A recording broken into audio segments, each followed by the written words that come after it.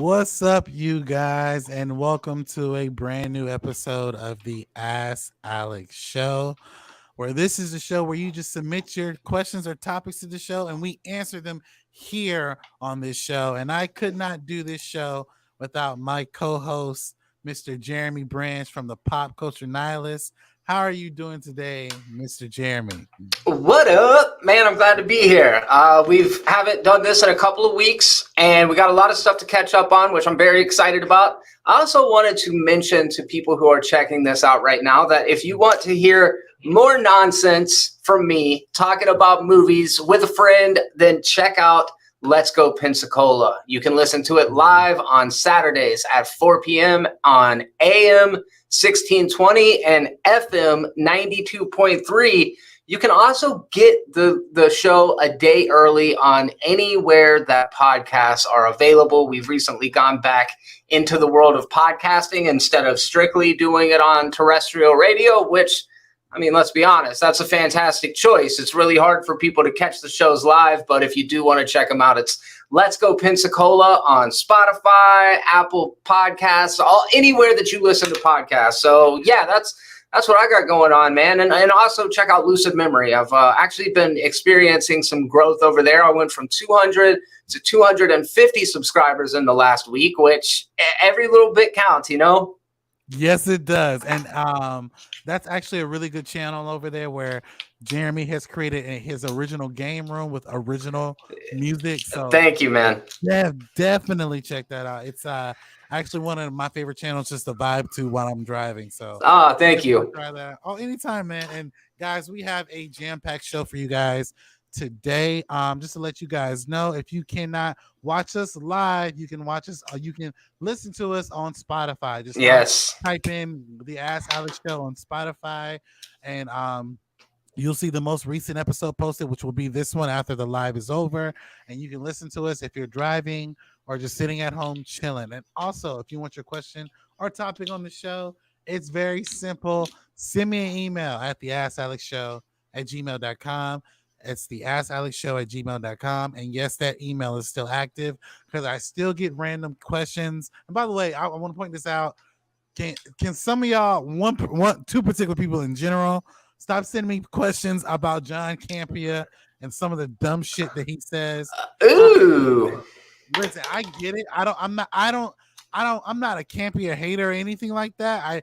I do respect some of his points of views, but listen, I can't account for everything that he says. And you can't justify what John Campea says on air? I can't, not all the time. All right.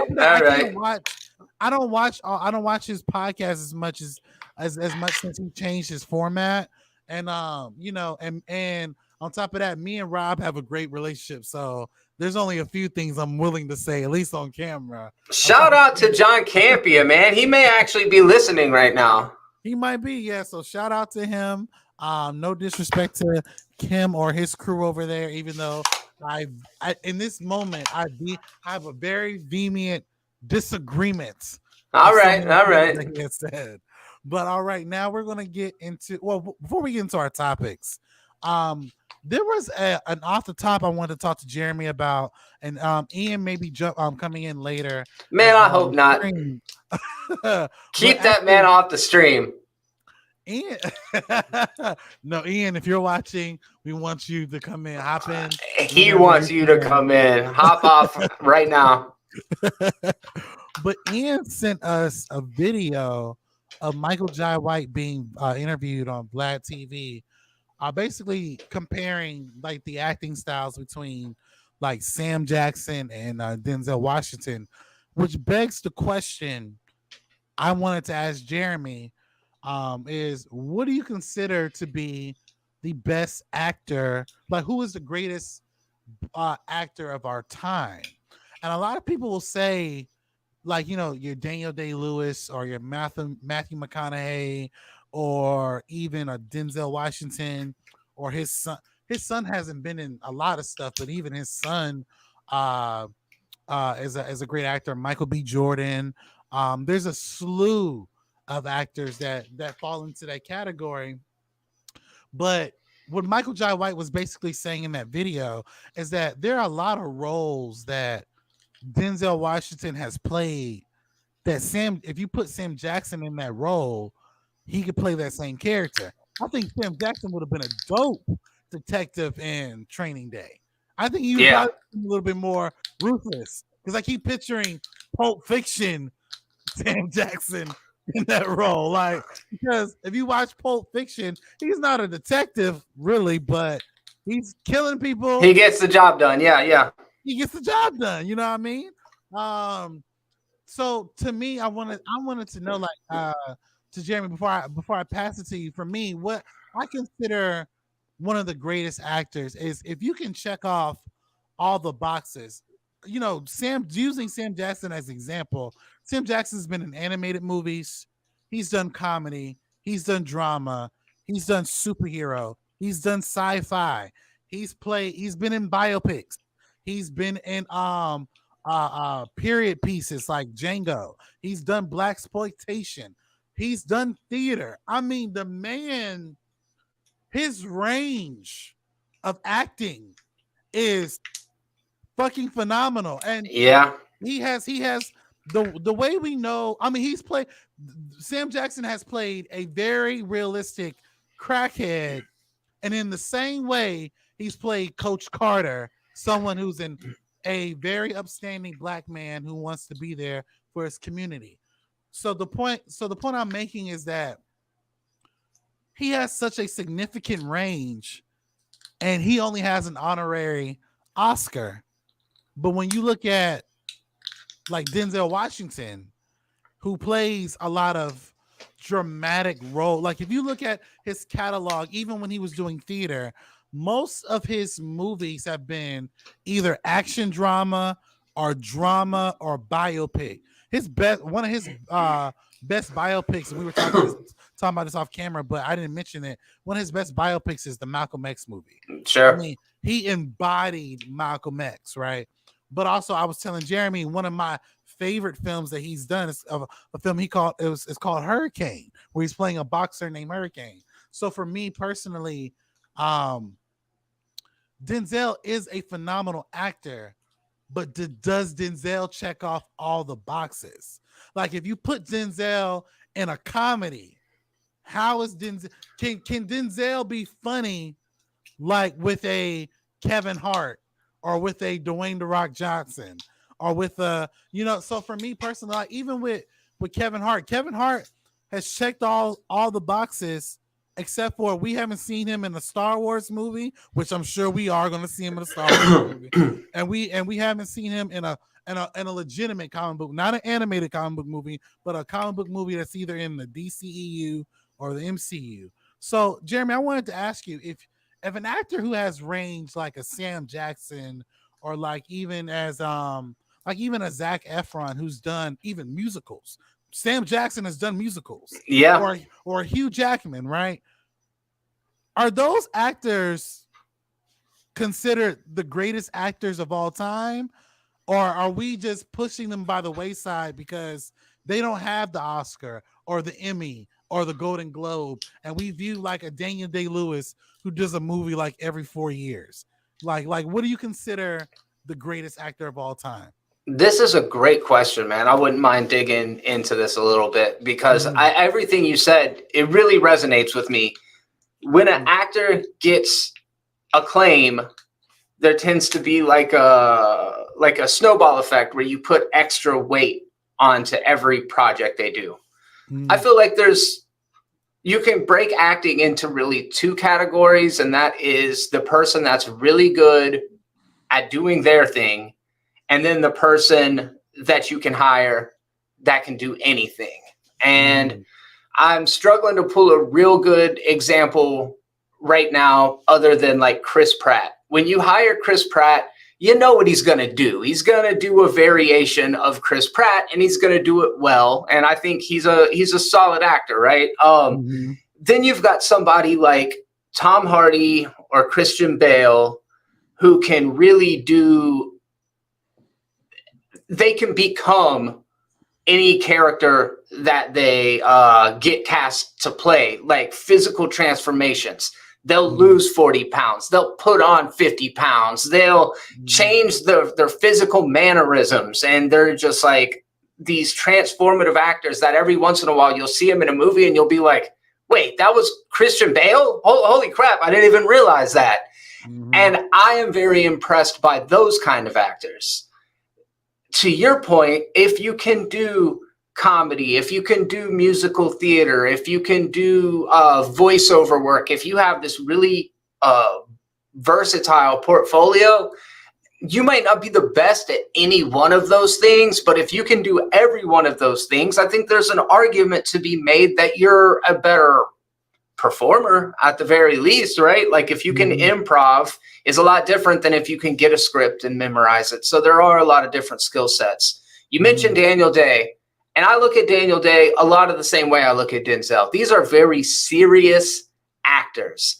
I don't think Denzel would take a comedy. I don't think Denzel would, and I mean, he hasn't. I'm sure he's been offered them. I don't think he would do voiceover because that's not the way he wants to portray himself. The same with Daniel Day-Lewis. You're not going to catch him in a buddy cop movie because they're thespians. They're serious actors. And every once in a while, I feel like that may be a little self-congratulatory. Like, be silly. Get over yourself. Samuel L. Jackson is definitely toward the top of my list of favorite performers because he is incredibly dynamic and incredibly watchable.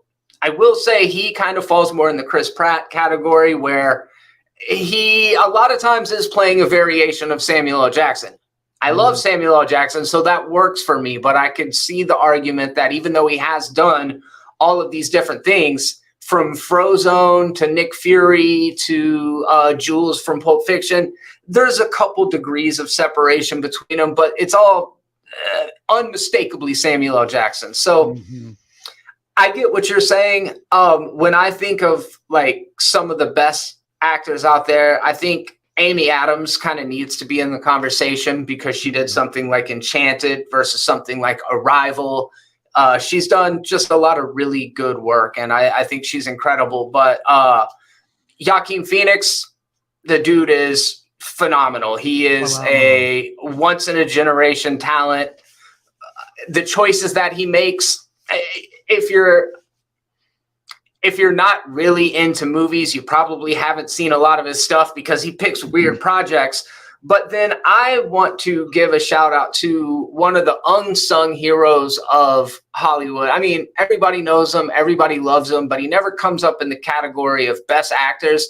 Matt Damon is fucking low-key a genius. He's not a show stealer. He's never going big. He's never trying to get the Oscar necessarily, but from Air to Oppenheimer to obviously Good Will Hunting, it just goes on and on. And the dude, Ferrari, oh my god, yes, good, absolutely. Interstellar, and he never is the scene stealer, the guy that you point to that scene and be like, that's an Academy Award winning scene. But he makes every movie and he's in it. I've never seen him put in a bad performance. You're right. Like, I mean, I rewatched Air because it's on Amazon Prime. It's so good, yeah. Oh my god! Like, even watching Chris Tucker, I was like, he's so good in it, man. Yes, so good in it. And like, Ford v Ferrari, I think is my favorite Matt Damon role because when you watch him and not Christian Bale play upon one another. Yeah, man. Oh my god, it was such a great performance, and he doesn't have an Oscar at all. And Matt Damon, and here's the thing, Matt Damon, you can make the argument that Matt Damon has done it all too from period pieces.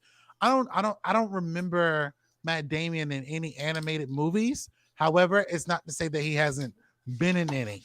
But Matt Damon has checked majority of those boxes. So for me personally, like, yeah, like when you look at like your Matt Damons or even or Forrest Whitaker, oh god, like good call, man. Yeah. Oh man, that brother is amazing. Yeah. What he does. So for me, the greatest actor category is definitely subjective, but I think in order for you to fit that narrative, you have to be versatile and almost well you have to check a lot of boxes to fit that category. It's kind of like how you think about the music industry, right? Like, you know, someone that pops up in my head like Chris Brown can do music, he can do R&B, he can do pop, he can rap, and he can also write for other people. So my thing is that if he checks majority of the music boxes, I can see why people are comparing him to like a Michael Jackson in terms of his talent. But I would never call Chris Brown Michael Jackson because not everybody in the world will go to a Chris Brown concert in comparison to a Michael Jackson concert. Yeah, let's shout out some women Mm-hmm. actors. There's got to be a good list of Oh, them. Viola Davis, Fantastic. Gabrielle Union. Oh, another good one. She's really good. Jessica Chastain Mm-hmm. is very good. Helen Mirren, got to give it up to Helen Mirren. But Mm-hmm. yeah, there's some really talented actors out there. But I do appreciate what you're bringing to the conversation, and that is we should be considering your range. We should be considering what all skills you can bring to the table, and I think Hugh Jackman's a really good example of what you said, where like he does tick all the boxes. Oh yeah, and speaking, and I know she's kind of like up and coming, but like Zendaya has been killing it from the HBO series to Doom. Euphoria. Yeah, Mm-hmm. Euphoria, Doom. She's done Spider-Man, and she's obviously a Disney Channel kid, so she's done Disney Channel work. But I mean, her range. She even did a film with Denzel's son. It's on Netflix. I forget what it's called. It's on Netflix, and the film is just about them two. Really? Them two. It's really good. I forget what it's called, but it's a. I mean, her range even in that is crazy. So there are a lot of talented actors and actresses out there who can check a lot of those boxes. And but I do think when we're talking about the category of who's the best or what makes you the best, it is definitely subjective. I don't think I will say I would ask you, can you say because they won awards that makes them the best? I don't subscribe to that. I don't subscribe to Right. that. I think it's wild. Like the amount of groupthink that happens, not only in Hollywood. Look, if you're a Hollywood insider, I understand it's your community. And if you all collectively think that these 10 movies are the best 10 movies of the year or the ones that are most worthy of accolades, that's your club. Y'all have fun with that. But that doesn't mean that they're coming up on my list. And that's what I always find so weird is come Oscar season, how everybody just suddenly agrees that these movies that 75% of the movie going public haven't even heard of until Oscar season are somehow the best movies of the year. It's like, have your own opinion, people. Whatever you like is what you that's what's good to you. So you don't have to, and I don't remember what a lot of the nominees were. I absolutely loved the Banshees of Inisherin, but it doesn't mean that you have to. And I don't think it was my favorite movie of the year just because it won awards. So no, Alex, I think if anything, saying that somebody's the best actor strictly because they have the most awards is just kind of succumbing to groupthink instead of having your own distinct preferences and choices that people make. Definitely. I mean, I do think that some of those awards, like people who've won awards, is definitely well deserved if you won an award. So I don't want to take that away from you. No. At the same time, he's right. It's a group of people who don't represent everybody in the world. So what they may think of who's the best versus what we may think. Like, for instance, Rotten Tomatoes does a good job. Like, critics may think that a movie's trash, but the audience loves it. So, like, that's how I kind of view awards. So that was actually a really good dope off the top. Yeah, it was. If Ian jumps in, we'll definitely ask him about it. But let's go ahead and jump into our main topics. And I got a very controversial main topic that I'm probably Let's go. canceled for. So I let's hope go right so. to it. But I got this question from one of my friends, good friend of mine, and DeAndre, but we call him Dre, and he wrote me in. He asked me about the Lando movie. So we're gonna jump into our first topic, and it comes from Mr. DeAndre Wilson, and he writes, "Hey, bro, I just wanted to ask. Well, real quick. Hey, bro, first time on the show. I wanted to ask you and your friends, what do you think about Lando being developed as a movie? It seems like Donald Glover and his team will be developing this series as a movie instead of a series. I do not like everything that has come out on Disney Plus. However, I am a fan of Glover in his writing in regards to the projects that he's attached to. When Donald Glover did Atlanta, it was one of the greatest shows that we saw on FX / Hulu. So, do you think this is a good move for Lucasfilm and Disney to allow Donald Glover to do Lando and be released as a movie? Shout out to Donald Glover, man. Singer, hip hop artist, actor, writer, Producer. director, producer. The man does it all. So shout out to him. Shout out to him. He's slowly becoming the GOAT. And also a really dope Blurred, by the way. Like Yeah. he loves anime and oh my god, like that he's one of us. He is definitely Yeah. one of us. So shout out to him. Thank you for your question, DeAndre. So it was reported yesterday that Disney, while all these strikes are going on, Disney is going to take the Lando series that they announced back in, I believe, in 2020, and make it a film. Now, it's been being reported that the Lando actor Donald Glover, is assisting with developing this movie. Now let me just say this: I think Donald Glover, as Jeremy mentioned, is like the GOAT when it comes to a lot of stuff. I love Atlanta. I love his acting. His music is childish Gambino is amazing. Donald Glover, like I said, is a multi-talented dude. I think the only thing that he's not as good as is his stand-up. But he's freaking amazing. And I think he was one of the best parts in the Solo movie. With all that being said, this is the dumbest decision that they have made at Lucasfilm. This is the dumbest, and I'm gonna tell you why this is stupid. This is why I kind of have an issue with Ahsoka being on. Why do we keep revisiting characters from the past and developing either a series that we already know much about them, if you are an average Star Wars fan, or developing a movie about them?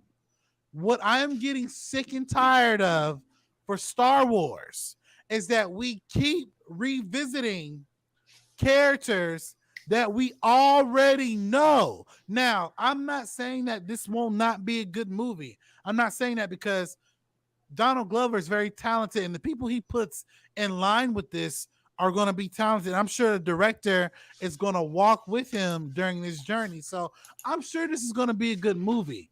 But the problem I have with Star Wars is that everything is solely connected to the Skywalker verse, and we keep plucking certain characters and telling narratives about them. And me personally, what I love about the diversity of Star Wars is the fact that we got the Mandalorian, which the Mandalorian is even though he's on his own journey, it's still connected to the Skywalker universe.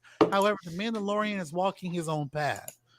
I loved Andor because Andor is taking place way before the Skywalkers. Yeah. So I love how those two period pieces are essentially on their own paths, but they're not necessarily they're connected, but they're loosely connected versus being directly connected. I want something different from Star Wars. I want to see stories about characters that we have not seen. Ahsoka is literally a live action version of of Rebels. Yep. That's essentially what it is. It's not a bad, and again, it's not a terrible show, so I'm not shitting on it. However, I will say this: I'm just getting tired of Star Wars revisiting characters that we know, and I want to see, like for instance, what I loved what they did with Episode 7 when they introduced Rey and Finn and all these different people. We got a brand new story, even though it was connected to the Skywalkers. We got a brand new story about characters that we've never heard of, that we never knew existed, that we never had any form of canon about, as far as I know, at least. I want us to get back to that. And I think that one, we've had a little bit enough moving and shaking going on at Star Wars, or at least at Lucasfilm as it is. And I think they need to be focused on a project at a time. We keep seeing quality instead of, we keep seeing quantity instead of quality. And that's where my issue lies. Again, Donald Glover, talented dude. I don't want to see a movie about Lando. We've seen this man in episode literally 4, 5, and 6, and then we saw him in episode 9, and we saw him in Solo. I'm done watching characters that we have already seen. I had said when they were doing a Solo movie, I said, why are we getting a movie about Han Solo when we essentially know everything about this motherfucker? Why? Yep. Stupid. So, Jeremy, with my ranting, I'm sorry. What do you think about this news? Are you interested in a Lando movie? And do you think this is a good move for Lucasfilm? You know, I feel like Donald Glover picked up the torch from Outkast and specifically from Andre 3000 and kind of moved that forward. Like Outkast is not as as influential as I would have liked them to be. But when you listen to Childish Gambino's music, you can hear the love for Outkast and in particular Andre 3000 in it. Just side note, I love the Atlanta hip hop scene, and I love that Childish Gambino's obviously very heavily influenced by Outkast. Star Wars, I want something different from Star Wars too, Alex. I want them to stop making shit for 5 years. I just want it to stop. Me and you have been talking movies for a long time. We really have. And I think it was either right before or right when The Force Awakens happened. And it's been such a dominant part of the conversation just day in and day out. And there are still fans of this franchise, and I don't understand it. I grew up loving Star Wars, like everybody did. I grew up loving Star Wars, but Disney is exhausting me. Hey, you said it, man. Andor is incredible. I would put Andor up against the best written and produced Star Wars and say that it comes in towards the top for me. I absolutely love that series, but I will tell you this, week after week, I had to make myself sit down and watch it because it's gotten to a point where it feels like homework. Ahsoka's pretty good. It's pretty good. It's not really better or worse than most Star Wars. It's just more Star Wars. So I'm 3 episodes behind. I got to catch up so that I can do a review when the finale happens. And I'm fuck, I got to sit down and make 45 minutes to watch a series. And entertainment should not be like that. It should not feel like work. We talk about movies, I don't want to say for a living, but we have an obligation as media journalists, as on-screen commentators, to be caught up. And that's the main reason why I do continue to watch it, because I want to be a part of the conversation. But a Lando movie, a Lando TV series, it sounds incredibly boring and incredibly insignificant to whatever story they're actually trying to tell. It just feels like buying more time. Like what you said about just continuously going back to things that we already know.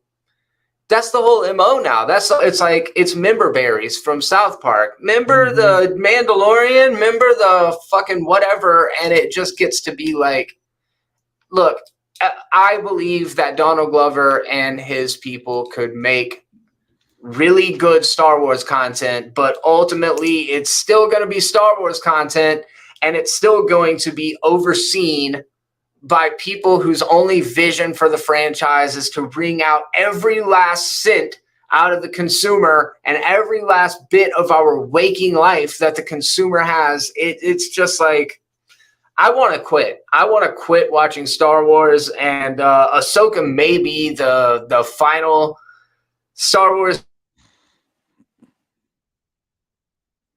A new trilogy that comes out, I don't know, a couple years from now, and is also incredibly mediocre and tries to bait our nostalgia. Look, also, the fact that this is like a live action Rebels, there are kids now who are nostalgic for the prequels. They're nostalgic for Clone Wars. So I'm just getting old, man, and I'm all right with that. But I think I might have to finally just call it and be like, I'm done. This isn't fun anymore. I feel that. Before I give my comment, someone did comment in the live chat and they said movie TV news said Lando movie is a waste of time, and Yeah. I cannot but agree. Like I have to agree. Like it is a waste of time, and for me personally, they need to go back to the drawing board. Maybe they need to fire certain people. I don't know. I mean, listen, for me personally, I want to see a story from Star Wars. Like I think what's, you know what I love about Andor? The rogueness and the rogueness of people's actions in that show, where their actions actually had legitimate consequences, kept me engaged. I would love it. Like Disney, here's an idea. You can take this from me. But why don't you do like a rogue Jedi story where a Jedi or someone, a Force baby was born, and he decides to take take being a Jedi into his own hands, where he's a gray Jedi, meaning that he doesn't fall on one side of the coin. Like he'll help out people, but he'll also rob the same people he's helping. Like I thought that's what the Mandalorian was going to be. And obviously not the Jedi part of it, but I thought that the Mandalorian was going to be a bad guy with a heart of gold, where like he reluctantly has to do the right thing, and it kind of started out that way. I agree with you 100%, though. I know what you're saying. It's like the murky morality. Like, I like complex characters, but we both got to sit back and say, is that what 10-year-olds want? Do they want to know who the good guy is and the bad guy, or do they want to think maybe the hero's the villain? I imagine that we just want it to be smarter than it can be because of who its core audience is supposed to be. That's true. You're right, because when you look at Star Wars as a brand, it is a family brand. Like I live in Orlando. You go to Disney, that's all you see is Star Wars. Star Wars, like literally, as you're driving into Disneyland, you're seeing R2-D2 and stormtroopers. Like that's all family. But I will say, Andor was probably the first series that they've done where they kind of stepped out of that family field a little bit, because that's like the darkest Star Wars we've seen. That's adult Star Wars. Rogue One also. Oh yeah, definitely Rogue One. Man, definitely Rogue One as well. But for me personally, I just want to see something different. What about you guys? Jump into the comment section below. Let me know your thoughts. Do you think this is a good idea? All right, now let's go ahead and jump into our very next question, which comes from a coworker of mine, Mr. Keith Beers. And he writes, "What's up, Keith? Hey guys, so I've been watching around the YouTube verse, and a lot of people have been saying that when James Gunn launches Superman Legacy, Superman Legacy is going to fail at the box office. I'm curious to know what your thoughts about this position, and also why do you think people feel as though it's going to fail at the box office? And do you think if it does fail, will this just be dead in the water for James Gunn's new DCU? Well, thank you for your question, Keith. So it's funny. Earlier we were talking about how I vehemently disagree with certain things that Campia has said. Um, him in particular, and also a couple others have said, um, when James Gunn will launch his Superman Legacy, it's going to fail because the box office. Um, the box office is not going to. People are not going to come and see it. Come and see it because it's the launch of something new. They're going to lose money on it. I tend to. I only disagree if James Gunn and company do these few things, and this is why I disagree. I understand that people are not going to go see the DCEU movies. I mean, Blue Beetle came out. I thought Blue Beetle was phenomenal to an extent. Um, it's not better than the Flash, but it's a pretty decent movie. Pretty decent movie. And now we got Aquaman to essentially end the DCEU. I don't think it will hit $1 billion because people, those actors are on strike, and then also you can't really promote those movies other than the studios can. So we'll see how it does. But the trailer did look good. I think if James Gunn makes this Superman Legacy movie either at under $100 million or at $100 million, this movie will be profitable. And if he tells a good story, this movie will be profitable and it'll be the perfect launching point from the DCU. See, Campia has said, "Oh, this movie has to be at least $200 million." I disagree. I disagree. It doesn't need to be $200 million. First of all, you're getting somewhat of an unknown actor to play Superman, so his salary should be no more than maybe $5 million, or whatever deal he strike. It shouldn't be. It should be under 10 million, somewhere around there. That being said, when you're putting together this movie, I don't think you should spend over $200 million to tell this story. However, I do think once Aquaman is done showing, that is now time for James Gunn and company to start getting people excited about the DCU, promoting what's coming out, promoting the shows. I mean, he needs to put a lot of money into its marketing to get people excited. He has to do a lot of test screening. He has to throw in a lot of effort and resources to make people excited about our DCU. So he has to be James Gunn and Peter Safran, because it's not just James. They literally have to be Kevin Feige and also like a really dope marketer for this cinematic universe. With that being said, they have to be in control of their budgets. Number one, they have to promote the hell out of whatever projects that are coming out.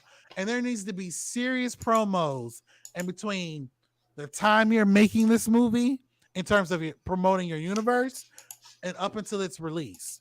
Now, if they do those things, I don't think that Superman Legacy is going to flop. I don't think it will flop because you're getting people excited. You're getting people to come out, and then also you have to make a clear distinction. We're walking away from the DCEU. Zack Snyder and company have nothing to do with what we got going on. Once you make that clear distinction and you promote the hell out of your new universe, I guarantee you, if Superman Legacy is just as good as the first Avengers movie, and you have that word of mouth travel, like the first Avengers movie came out. Like Jeremy, I remember when Jeremy saw the first Avengers movie, everybody in Pensacola lost their fucking minds. If that movie is even as half as good as the first Avengers movie, I guarantee you, with a decent budget, it's not going to flop. What's going to make it flop if you do not if it's a lackluster marketing, and if we're still in an actor and writer strike between now and when that movie comes out, then we're fucked then. Like, because I honestly believe Blue Beetle would have done better in box office had we not been on any form of a strike. I firmly believe that. So I don't think it's gonna flop once we get all our ducks in a row. But Jeremy, um, as the DCEU is ending and we're walking into this rebooted new DCU, do you think Superman Legacy will flop, or do you think it has the potential to be as great as the starting point, like the first Avengers movie, like we got from Marvel? Do you think it'll be the great starting point for the DCU? Man, I love you and your optimism. I really do. I really do. This shit's gonna flop. It's gonna flop. I think you make some very good points. Look, there is a possibility that if this movie is very, very good, that word of mouth will carry it through. I look at the Suicide Squad and I say that movie ain't shit.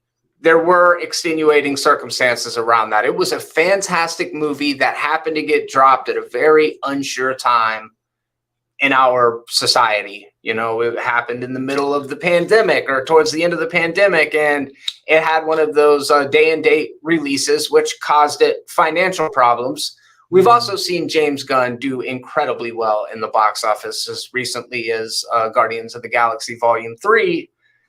But when you say that we're going to make it clear to audiences that we're walking away from the DCEU, the rest of that analogy is we have to make them walk away from the DCEU to walk into the door right across the hall that actually still says DCEU on it. It's like, I don't know how you undo years worth of lukewarm reception and diminishing returns and just constantly a little bit lower box office, with the exception of something like Aquaman. Joker and Batman did good, but they're not even, those are Elseworld that aren't even going to be connected to this new DC movie. Look, James Gunn makes a great movie. I thought that the Suicide Squad was so good. I love the way he handled these characters all the way from the top tier down to Polka Dot Man. I mean, we got to see some really weird stuff, and you know that James Gunn's love for this is there. But they should sit on it. They should sit on it for just a little bit longer. The thing is, you can feed somebody a delicious meal and then really enjoy it. But if you wheel out a second delicious meal right after that, they may be able to force it down. I mean, it's really good food. But then you hit them with a third delicious meal right afterwards. Eventually, you're just full. You can't continue to consume the same, like just more and more and more. So I say distance makes the heart grow fonder. Make people miss Superman. Make people long for the days when Superman was on the big screen. It's not happening. What do I know? But I feel like that's the problem with oversaturation in the market is we don't have the opportunity to get sentimental. We don't have the chance to get nostalgic about these things. So it just becomes a point where it's the expectation. It's the norm. It's the baseline. It's not a spike. It's not something that's an event to look forward to. It's just more superhero shit, more Star Wars shit, and it keeps on coming and it keeps on coming. And we're seeing this happen over at Marvel right now.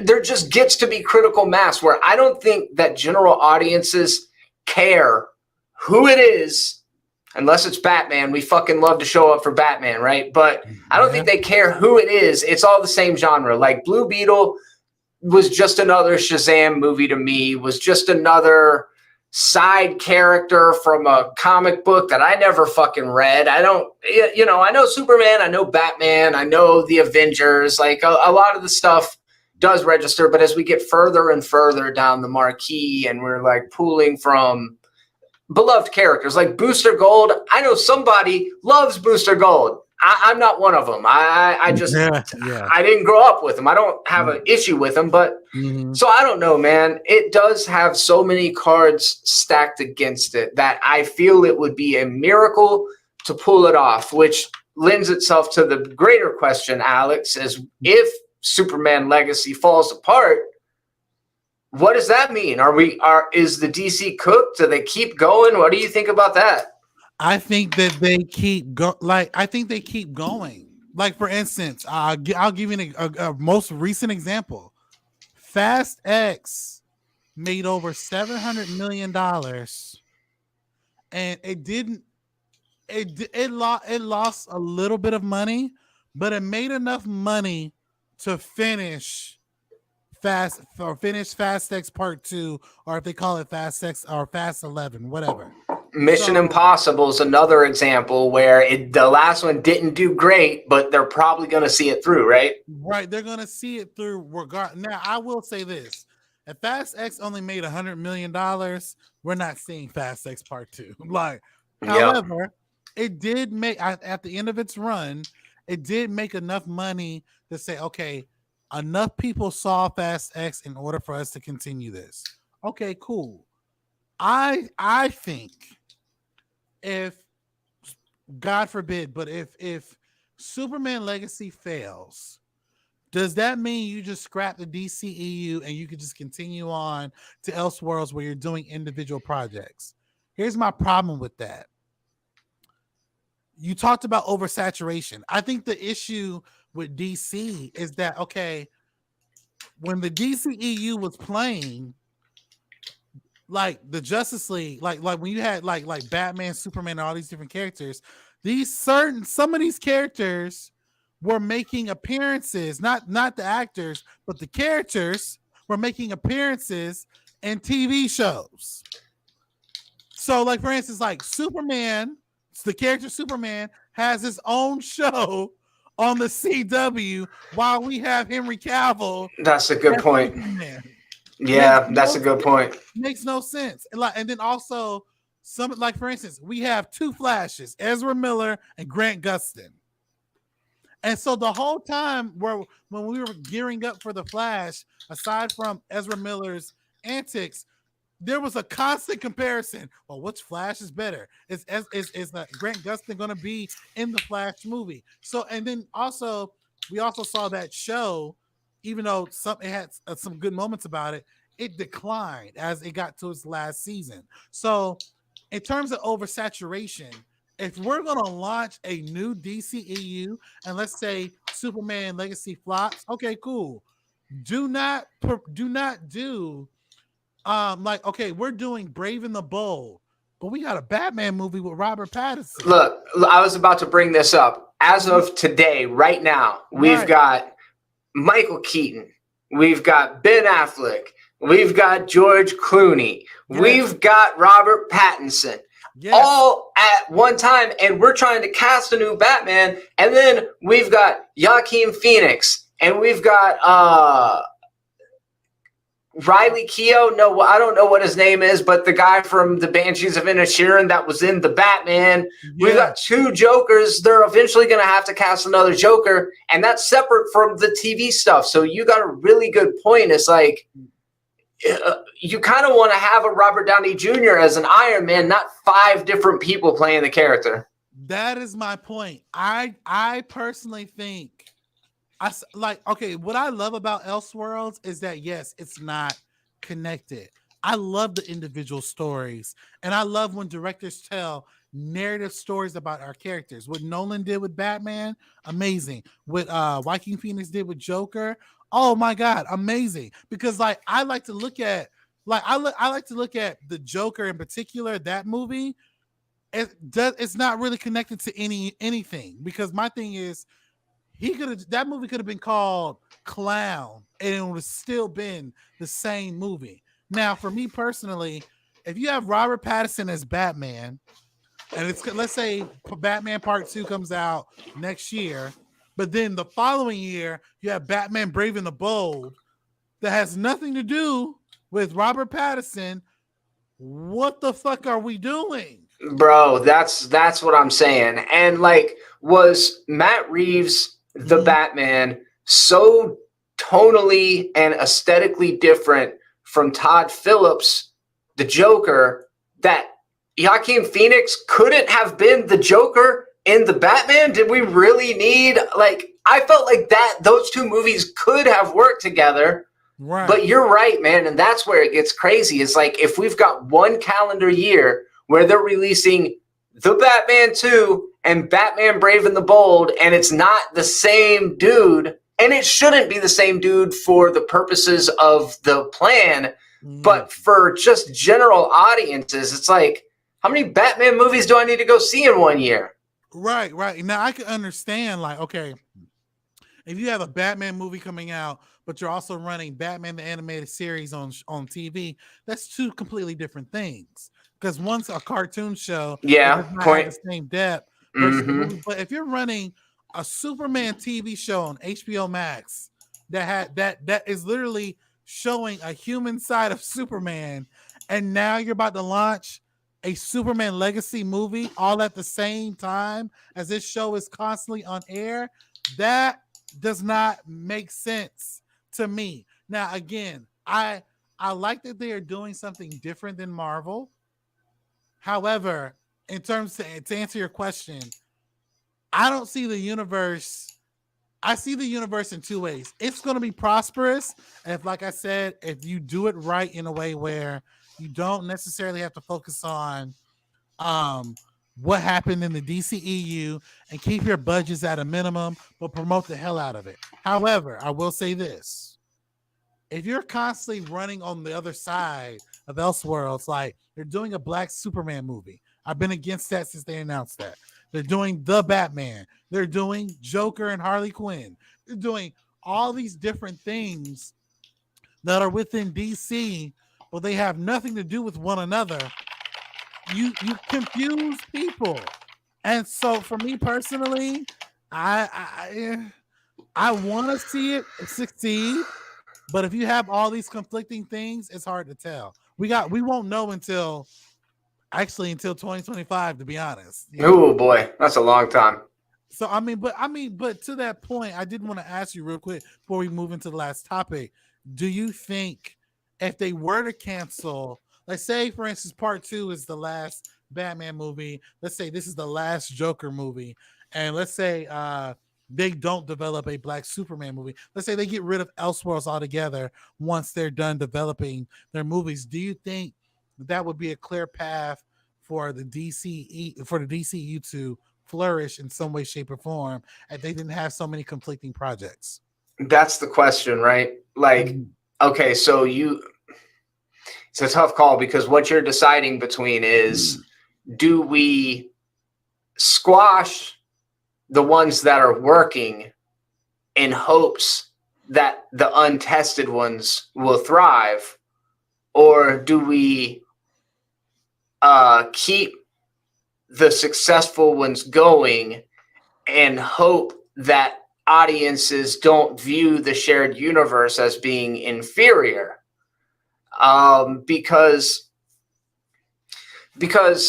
we already know that audiences turn up for the Joker and turn up for Batman. By putting Lady Gaga in the Joker Part 2, I anticipate it will probably be pretty successful at the box office. Mm-hmm. So that's why they want to have their cake and eat it too. They don't want to do away with the proven projects in favor of something that may or may not work. But by keeping these projects that have proven to be successful, they're almost negating the ability of the new ones to thrive or flourish in the same way, because they're going to constantly be compared to movies that are not only popular and successful, they're also really fucking good. Like, I think both of those movies are really well made. I know that there are plenty of critiques about how the Joker is basically just King of Comedy and Taxi Driver, and that's completely valid, but I think Todd Phillips did a pretty good cover song. So I think the best decision for the DCEU is to get rid of the stuff that I like, But I think the best decision for Warner Brothers is to only make Elseworld stuff and stop trying to do the Marvel thing, personally. Yeah, I agree. I was gonna say if this doesn't work, stick to Elseworlds. Just stick to Elseworlds. And I Yeah. will say, I think the only reason why I'm more inclined for them to do a cinematic universe because Kevin Feige has proven that it's worked. Mm-hmm. It's Yep. proven that it's worked, and that's what I love. Like I love the fact that we are seeing these characters for the first time live interacting with one another, and I think that that is dope.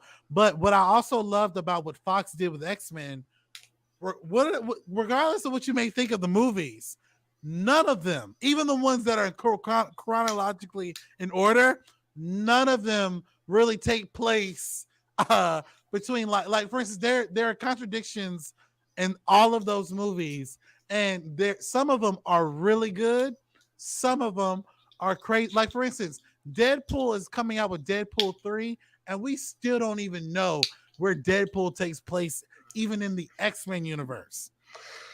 I We think have that's a no good point, clue. though. That's a good, like, what you're saying about the X-Men is you like they're all X-Men stories, Mm, and each time you go to an X-Men movie, you're going to get an X-Men story. The continuity or the connectivity between all of them might not be perfect. It might not even be good, but exactly.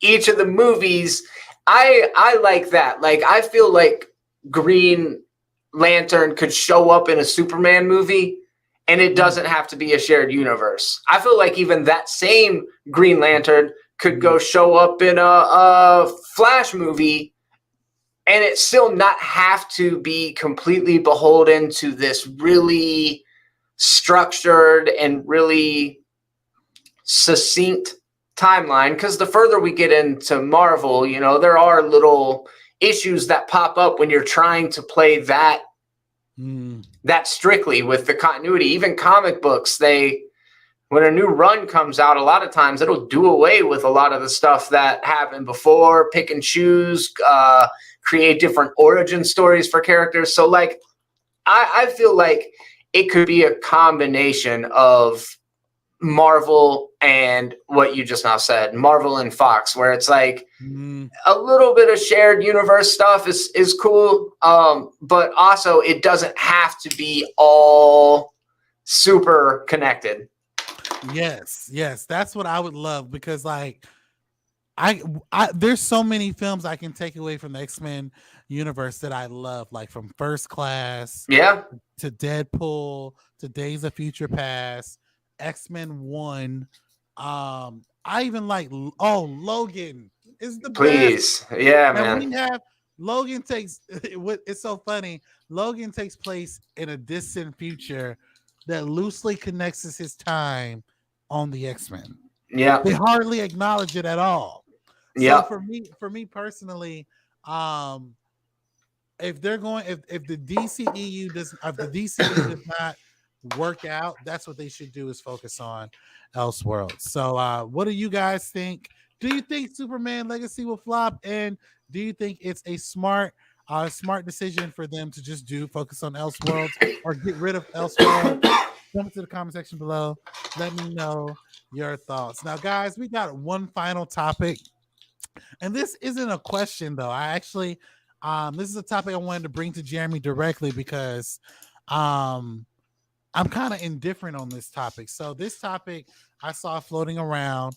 As we know that the actors and SAG and the writers are going on strike. They're also proposing a strike against video games.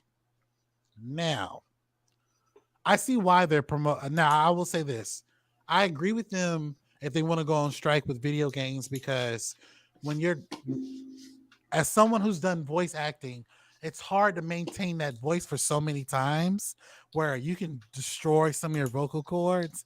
And on top of that, AI has been a big thing. I don't want someone to mimic my voice or take or virtually record my voice and use it in perpetuity until the day I leave this earth. Like I don't want that without at least getting compensated for it. And I do think actors who do video games should be paid more.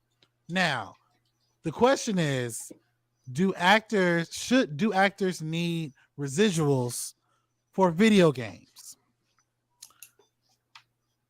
Here's where I lie on that. Now, with TV, like network television and also movies, network television and movies, they constantly make money once it's being released. So, prime example, like take a show like SWAT. Even though it's off air right now, you can still watch it on CBS's network television, and it makes money. If it's on a streaming service like Netflix or Hulu or whatever, if you're watching it with ads, it makes money. They may not make money per view on the streaming service, but they will make money off the ads that are being run on that show. On TV, they're making money off the view and the targeted ads. So I think in that vein, when you're doing something TV related, yes, residuals should count because studios are making money off of something that you have done that's being played over and over and over and over and over and over. Um, Same with movies. With movies, once it does its theatrical run and it's made all its movie on the box office, they still make money when you put them on DVD, on demand, or even when they're playing on networks on TV. So, for instance, if you're watching like Fast and the Furious on FX, that ad revenue is going to Universal. So that you're gonna get money for that. Now, I do think that they do the residual when it comes to stuff like that. Video games is a little bit different. Now, I heard someone say, okay, well, the video game industry is $1 billion industry. If I'm a voice actor and I lend my voice to something like Call of Duty, and Call of Duty they sell over, let's say, 10 million copies of that game, and they make over $1 billion. But for my voice work, I only got paid, let's say, $1,500 to lend my voice. Don't you think I deserve a residual per play or per sale? Well, the reason why I would say no is because the video game studios can track how many times people are playing the games, yes. But video game studios don't make money off of people who are playing the game. Who are, like, for instance, once you purchase the game and all the content that comes with it, while you're playing, unless you're buying additional content on the online part, they're not making any extra money as we're playing. They get, like, for instance, so if a game is $69.99, they make that $69.99, and then that's it. And if it's like, and with Call of Duty, you can play online, so you can buy add-ons and things of that nature. After you spend your money on add-ons, that's it. So, for instance, their sales come to a finite point. And also, in games, to my knowledge, they don't run ads. So they're not making money off of additional advertising like a show is or a movie is. So, like, for instance, I love the Spider-Man games on PlayStation 5. Once they're done selling those games, they don't receive any more money after they're done selling them, because everybody who's played Spider-Man has played it, and they're not going to rebuy it again and again and again. So the question becomes, do voice actors who lend their voice deserve a residual for video games? And I hate saying this because I've had voice actors on my show, in particular, Laurie Urenthal, who voices Spider-Man. I don't know if he deserves a residual for lending his voice as Spider-Man. I don't know that. I mean, I do think on the front end, he should be, like, if I'm the main character, he should be paid more than $1,500. Absolutely. I think he should be paid a lot more than that. Absolutely. But to get a back end off a game, I mean, like I said, that game could sell 10,000 copies or sell one copy. at the end of the day, once it's done selling, that's it. No, and then also when they discount, like when GameStop and even the PlayStation Store have those discount deals, that money is not being made. Like that money, they're not really making that much money off discounts. So for me personally, should voice actors get residuals off video games? No, because it's a different market than TV and movies. Like I said, once it's done selling, it's done. But Jeremy, I know you heard about these strikes, and I know you possibly potentially heard about them going on strikes about the video game industry. One of their things is they want residuals for video games. Do you think that these actors should get a residual for a video game? So if you bake the pie, you should get a substantial piece of the pie.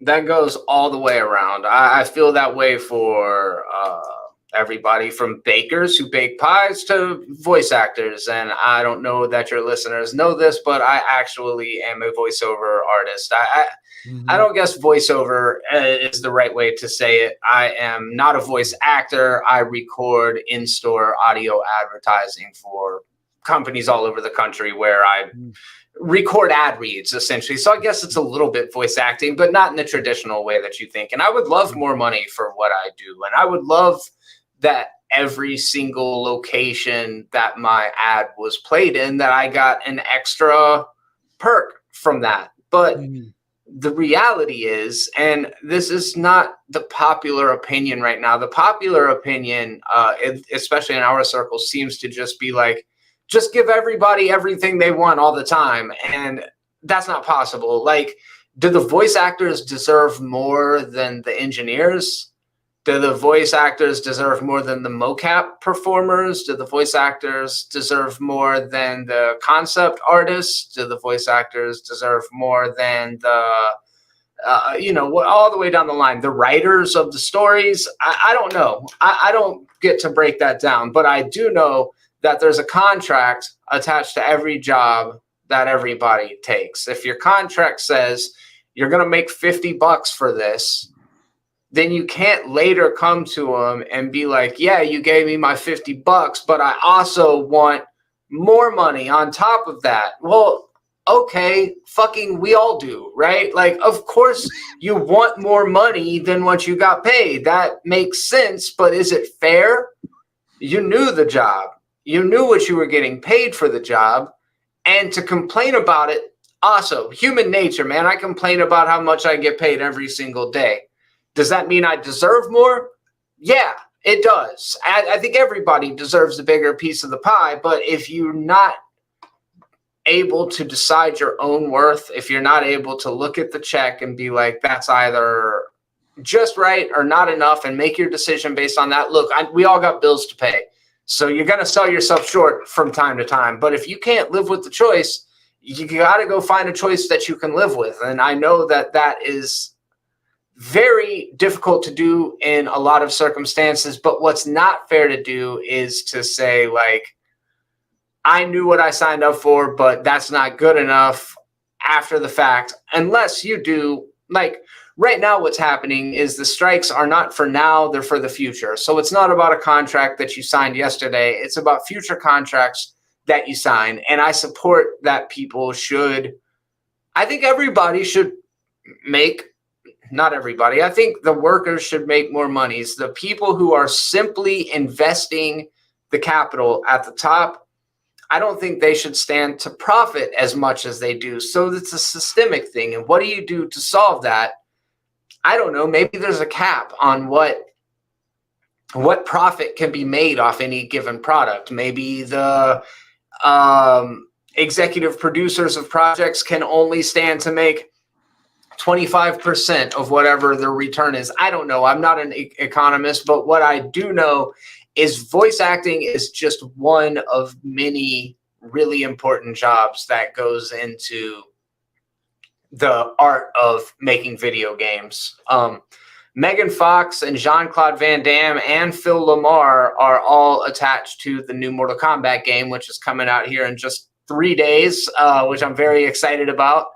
I think Michelle Yeoh is one of the performance captures. I know they at least modeled Sindel's face after her. If I'm not mistaken, I was trying to find it, but I didn't see it in there. But the reason why I looked this up was in hopes of finding how much somebody like Megan Fox or Jean-Claude Van Damme got paid for their roles, which is going to be substantially more than what Kerry Walgreen or Matthew Yang King got paid, who are also voice actors that don't have the name recognition. So it's complicated. I don't claim to know the answers. I do support that if you're attached to a very lucrative project, then you should get incentivized for that, whether it just means a bigger contract in the beginning.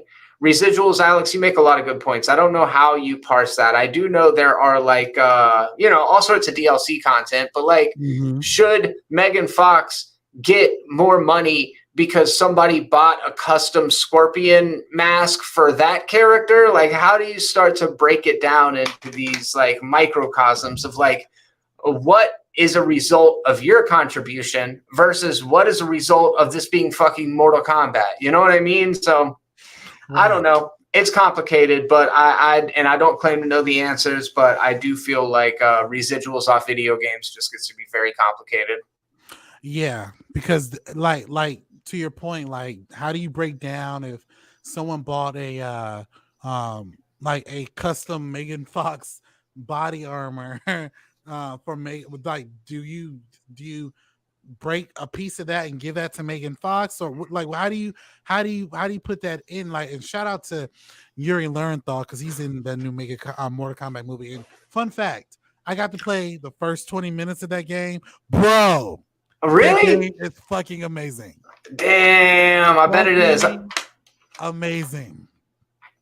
Oh, that's awesome. They had a Gamescom preview at the Orange County Convention Center, and I remember I went after work one day, bro. Oh my god, it was really good. And I'm like, whoa, like that game, that I can't wait for that game to come out. But anyway,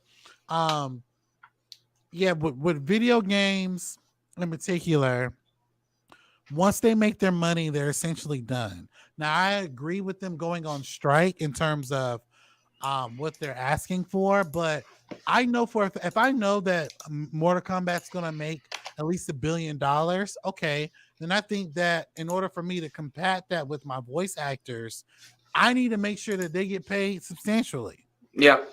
Now, I'm not saying all of them deserve like $100 million contracts because their roles are completely different in the story, but I do think they deserve a little bit more than just a living wage. So that's always been my argument in that regard. But if we're referring to like TV and movies, like for instance, Law and Order has been on since 1990. 1990. That's crazy.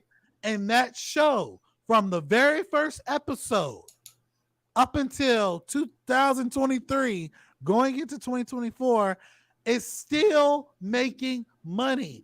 Ice-T was even being interviewed and said, I've been making money since my first appearance off of Law and Order, and they could take me off the show for 3 years and I would still make money off of it. Because it's in constant syndication. It's on the CW, it's on CBS, it's on NBC. It is everywhere. Yeah.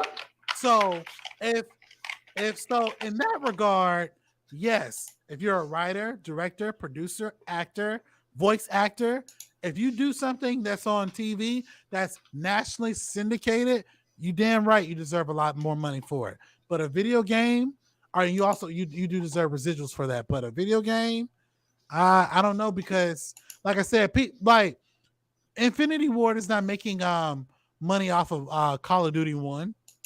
Like that game is done. Rockstar